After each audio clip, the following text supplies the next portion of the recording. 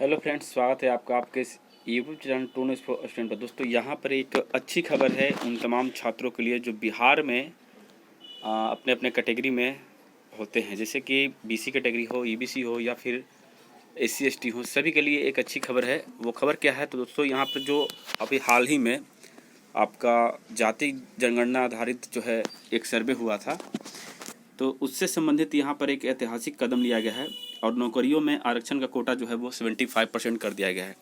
तो आइए हम आपको शॉर्ट में बताते हैं कि कितने कैटेगरी में किस कैटेगरी में कितने परसेंट आरक्षण रखा गया है।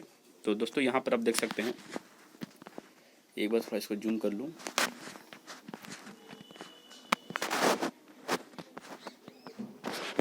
तो यहाँ पर अगर आप चलिएगा तो यहाँ पर आपको दिखाई देंगे कि आरक्षण बिल 2023 जो है वो स्वीकृत देते हुए राज्य सरकार की नौकरियों में 50% आरक्षण के दायरे को बढ़ाकर 65% का प्रस्ताव पारित कर दिया गया है। और अब निचले बिल के चलते सत्र में गुरुवार को यानी 9 नवंबर को विधानमंडल में पेश किया जाएगा और नए प्रस्ताव के तहत पिछड़ा वर्ग को 18%। दोस्तों, यहाँ पर आप देख सकते हैं पिछड़ा वर्ग यानी कि बीसी कैटेगरी का जो है वो 18% हो गया है।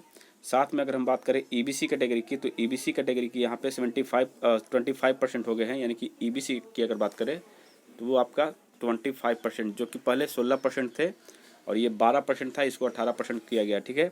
उसके बाद एससी की बात करें तो एससी को 20%, यहाँ पर एससी को घटाया गया है क्योंकि एससी पहले लगभग 25% के आसपास पे थी, लेकिन इनको अभी कम किया गया है। और एसटी कैटेगरी का जो मात्र 1% पहले थे, इनको अब 2% कर दिया गया है। ये एक बड़ी खबर है और अच्छी खबर है। और जबकि आपको ईडब्ल्यूएस का 10% वो पहले से ही था और वो अभी भी वही रहेगा, 10% ही रहेगा ईडब्ल्यूएस का। ठीक है।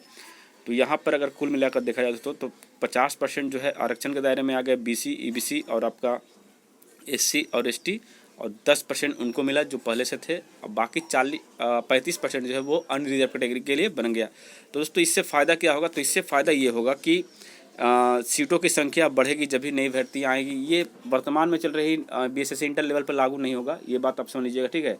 ये बीएसएससी इंटर लेवल पर लागू नहीं होगा, ये नेक्स्ट वैकेंसी जब भी बिहार में आएगी उस पर लागू होगा। जैसे सचिवालय सहायक अगर आती है और ये बिल पहले पास कर दिया जाता है, नियमावली बन जाती है, तो ये उस पर लागू हो जाएगा। साथ में बिहार दरोगा जो नई वैकेंसी आएगी 2024 की, वो उसमें भी लागू होगा, बिहार पुलिस में भी लागू होगा।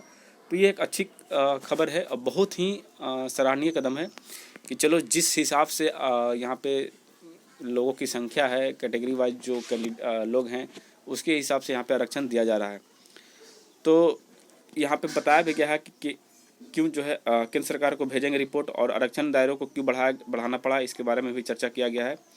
तो ये सारा चीज़ इसमें दिया हुआ, आप लोग देख लीजिएगा, ज़्यादा समय आपका नहीं लेंगे हम।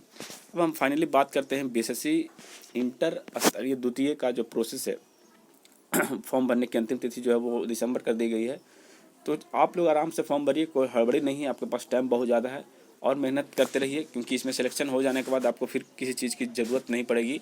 और भले पेमेंट में थोड़ा दिक्कत हो, लेकिन आपको जो आपका भविष्य है वो सुनहरा हो जाएगा। और बात करें अगर हम बीएसएससी सीजीएल 3 मेरिट लिस्ट की, तो जैसा कि अनुमान था कि इस सप्ताह तक जो है रिजल्ट जारी कर सकता है, तो आपको इंतज़ार करना चाहिए कि शुक्रवार से शनिवार तक हो सके आपका रिजल्ट जारी कर दिया जाए। ठीक है। चलिए मिलते हैं नए खबरों पर।